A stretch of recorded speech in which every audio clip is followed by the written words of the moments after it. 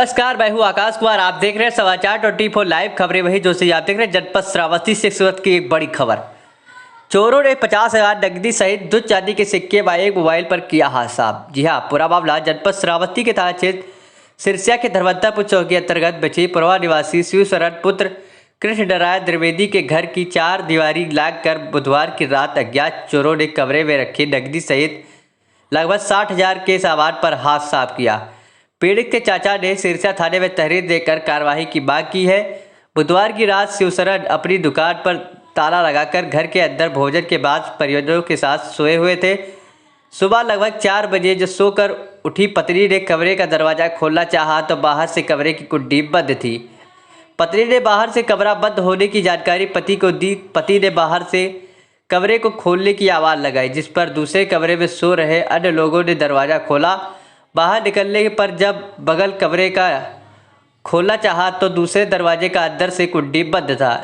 शक होने पर परिजनों ने घर के पीछे लगे दरवाजे की तरफ गए तो देखा कि कमरे के अंदर रखे बक्से गायब थे तथा सामान कमरे में बिखरे पड़े थे। रात में चोरी हो जाने की जानकारी अपने गांव धर्मंतापुर में रह रहे अन्य परिजनों को दी गई।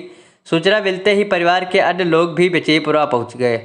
शिव शरण ने बताया कि बक्से में 50,000 नकदी व 2 चांदी के सिक्के, एक मोबाइल व एक घड़ी समेत लगभग 60,000 रुपये चोर उठा ले गए।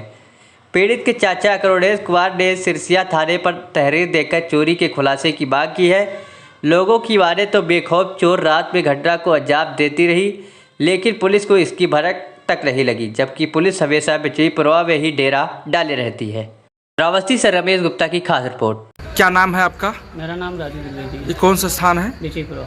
ये आपके यहाँ चोरी हुई है, कैसे क्या हुआ है? जी, रात में करीब 2:30 बजे के आसपास हमारे भाई साहब कमरे में सो रहे थे और चोर पीछे के रास्ते से आ करके छत के द्वारा जिस कमरे में वो सो रहे थे उस कमरे का दरवाज़ा बाहर से बंद कर दिया।